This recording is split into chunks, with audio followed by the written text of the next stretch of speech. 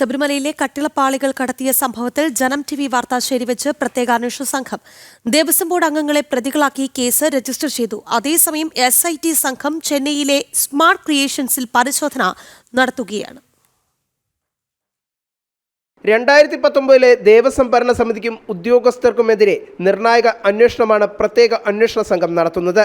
Sabarimala സ്വർണ്ണക്കൊള്ളക്കേസിൽ Devaswom board അംഗങ്ങളെയും പ്രതിപട്ടികയിൽ ഉൾപ്പെടുത്തിയാണ് പുതിയ FIR. 2019 A. പത്മകുമാർ പ്രസിഡന്റായ ഭരണസമിതിയെയാണ് ക്രൈംബ്രാഞ്ച് പ്രതിപട്ടികയിൽ ചേർത്തിരിക്കുന്നത്. സ്വർണ്ണക്കൊള്ളയിൽ 2 FIRകളാണ് ഇതുവരെ എടുത്തിട്ടുള്ളത്. 1 ദ്വാരപാലക ശില്പപാളികളിലെ സ്വർണ്ണ കവർച്ച, 2 കട്ടിളപ്പാളിയിലെ സ്വർണ്ണ കവർച്ച. ഇതിൽ കട്ടിളപ്പാളിയിലെ സ്വർണം കവർന്നതുമായി ബന്ധപ്പെട്ട കേസിലാണ് ദേവസ്വം ബോർഡ് അംഗങ്ങളെ ഇപ്പോൾ പ്രതി ചേർത്തിരിക്കുന്നത്. സ്പോൺസർ ഉണ്ണികൃഷ്ണൻ പോറ്റിയാണ് FIRലെ 1ാം പ്രതി.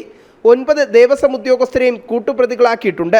2019 ശബരിമല അഡ്മിനിസ്ട്രേറ്റീവ് ഓഫീസറായിരുന്ന B. Murari Babu, Kumar, Devaswom secretary S. Jayasree, assistant engineer K. Sunilkumar, administrative officer Sreekumar, Thiruvabharanam കമ്മീഷണറായ KS ബൈജു, RG രാധാകൃഷ്ണൻ. പാളികൾ തിരികെ പിടിപ്പിച്ചപ്പോൾ എക്സിക്യൂട്ടീവ് ഓഫീസറായിരുന്ന Rajendra Prasad, administrative officer K. Rajendran Nair എന്നിവരാണ് ഈ 9 പേർ. കവർച്ച, വിശ്വാസവഞ്ചന, മോഷണം, ഗൂഢാലോചന തുടങ്ങി ജാമ്യം കിട്ടാത്ത വകുപ്പുകളാണ് ഇവർക്കെതിരെ ചുമത്തിയിട്ടുള്ളത്.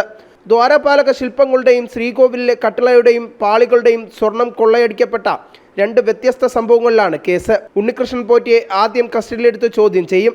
മറ്റു പ്രതികളെയും ചോദ്യം ചെയ്ത് അറസ്റ്റ് ഉടൻ രേഖപ്പെടുത്തിയേക്കുമെന്നാണ് സൂചന. ജനം, തിരുവനന്തപുരം.